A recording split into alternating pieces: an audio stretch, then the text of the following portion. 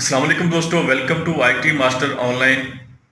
दोस्तों, MS Word के आज के लेक्चर में हम पढ़ेंगे लाइन नंबर्स और हाइफिनेशन।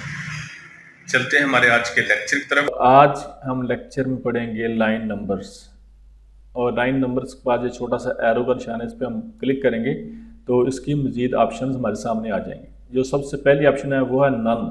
आप देख रहे होंगे कि इस वक्त इस पर चेक लगा हुआ है, यानी कि इस पर टिक लगा हुआ है, इसको क्लिक किया गया है। तो अगर हम चाहते हैं कि हमने, इसका मतलब ये होता है कि कोई भी लाइन नंबर नहीं लगानी। उसके बाद जो नेक्स्ट ऑप्शन हमारे पास वो है कंटिन्यू। कंटिन्यू का मतलब होता है कि जारी रखो। हमारी फाइल में जितने भी पेजेस होंगे, एक पेजेस है, 10 पेजेस हैं, जितने भी पेजेस होंगे वो सब पे ही लाइन नंबर लगा देगा। अब मैं इस पर क्लिक करता हूँ तो ये देखें हमारी फाइल पे जितने पेजेस थे उसमें इसने 1 से शुरू किया और उसको कंटिन्यू रखा, उसने जारी रखा, और ये इसी तरह एंड तक चला जाएगा। जितने भी पेजेस होंगे सब पे ये नंबर लग जाएंगे, 1 से लेके एंड तक लगते जाएंगे। कितना भी जितनी लाइंस होंगी उस पर नंबर लग जाएंगे, ये आपको नज़र आ रहे होंगे।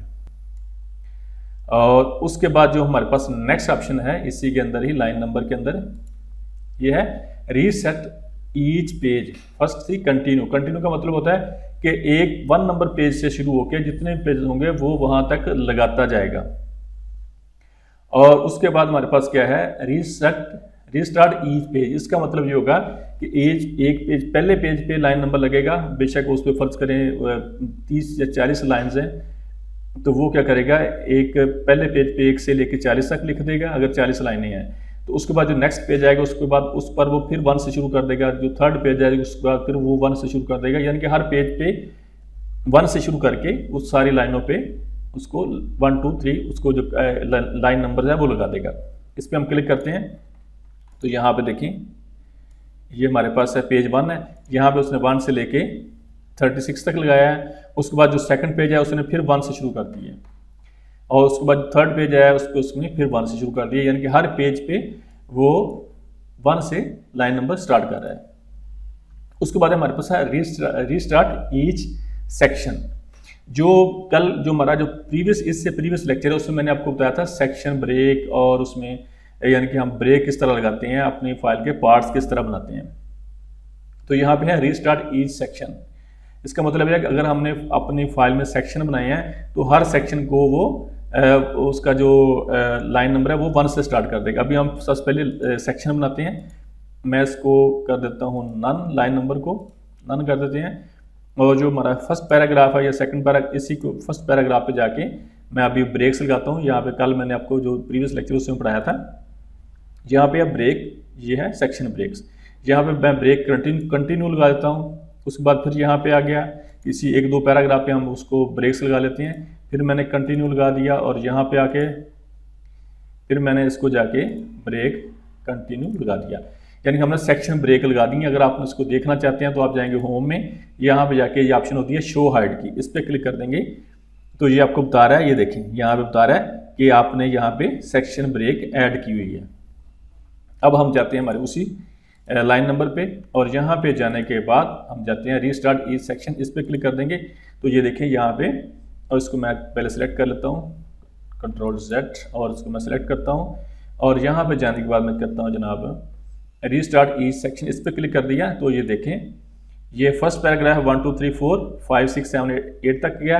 उसके बाद हमारे पास सेक्शन ब्रेक आ गई। फिर उसने क्या किया, 1 2 3 से शुरू कर लिया, उसके बाद फिर हमारे पास सेक्शन ब्रेक आ गई, और फिर उसने यहाँ पे 1 2 3 से उसको स्टार्ट कर दिया, यानी कि हर सेक्शन ब्रेक को वो लेदर नंबर से स्टार्ट कर देगा, वहां तक उसकी लाइन की एंड कर देगा, और नई लाइन यानी कि फिर वो दोबारा नंबर से स्टार्ट कर देगा 1 2 3 से। इसको बोलते हैं section break, line number section break. उसके बाद हमारे पास है सप्रेस फॉर करंट पैराग्राफ। अब फर्ज करें मैं यहाँ पे लगाता हूँ जी कंटिन्यू, और ये हमने लाइन नंबर लगा ली 1 2 3 4 5 6 7 इस तरह।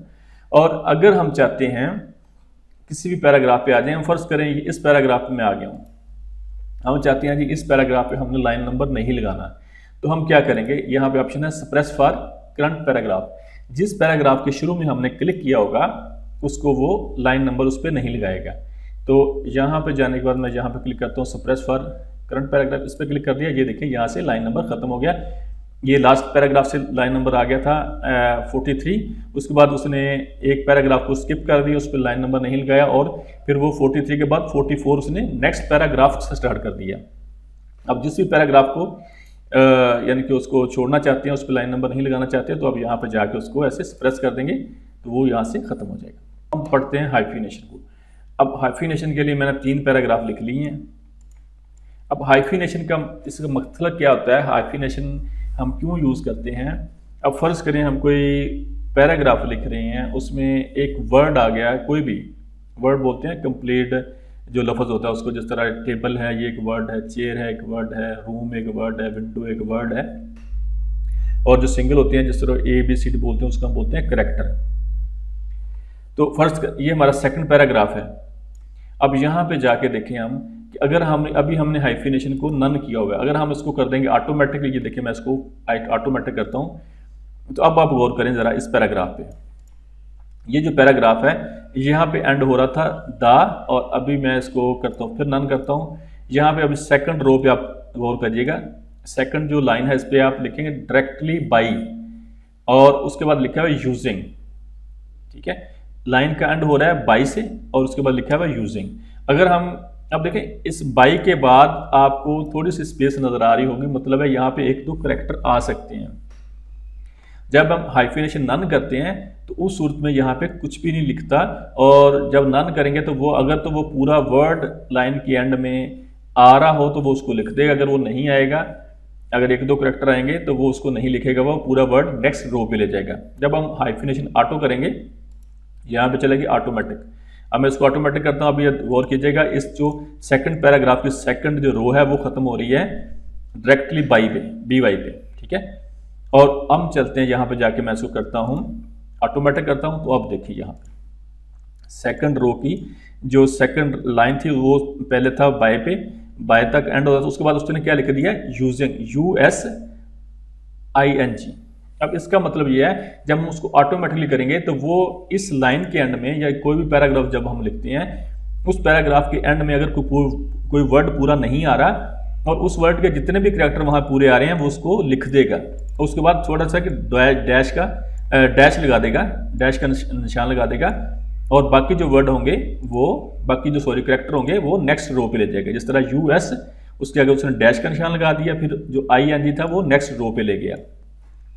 अब इसका मतलब ये होता है कि जब हम किसी भी वर्ड को पढ़ेंगे, करैक्टर को देखेंगे, वर्ड को पढ़ेंगे, तो जिस वर्ड के बाद करैक्टर के बाद डैश का निशान नजर आएगा, इसका मतलब ये होता है कि ये जो वर्ड है ये कंप्लीट नहीं है, इसको आपने जो नेक्स्ट रो पे वर्ड है उसके साथ मिला के पढ़ना है। जिस तरह ये US और अगर डैश है उसके बाद हम पढ़ेंगे ING, मतलब है ये पूरा वर्ड है यूजिंग।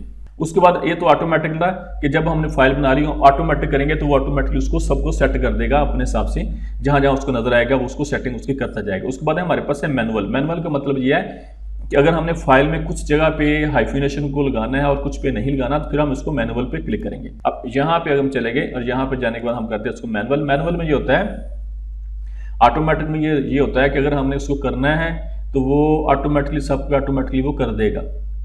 अगर हम मैनुअल में जाएंगे और मैनुअल में हमारे पास दोनों ऑप्शन होती हैं, वो हमें बार बार बताता है कि आपने इसको करना है या नहीं करना। पहले नन करता हूँ और यहाँ पे जाके मैं मैनुअल पे क्लिक करता हूँ तो ये हमें बता रहा है ये यूजिंग वर्ड है, इसको आपने करना है, यानी कि इसकी हाइफिनेशन इस पर लगानी है या नहीं लगानी। मैं यस कर देता हूँ, अगर नो करूँगा तो नहीं लगे, यस करूँगा तो ये देखिए यहाँ पे उसने इसको लगा दिया। अगर नो करते तो उसने इसको नहीं लगाना था। उम्मीद है आपको आज के लेक्चर की समझ आ गई होगी।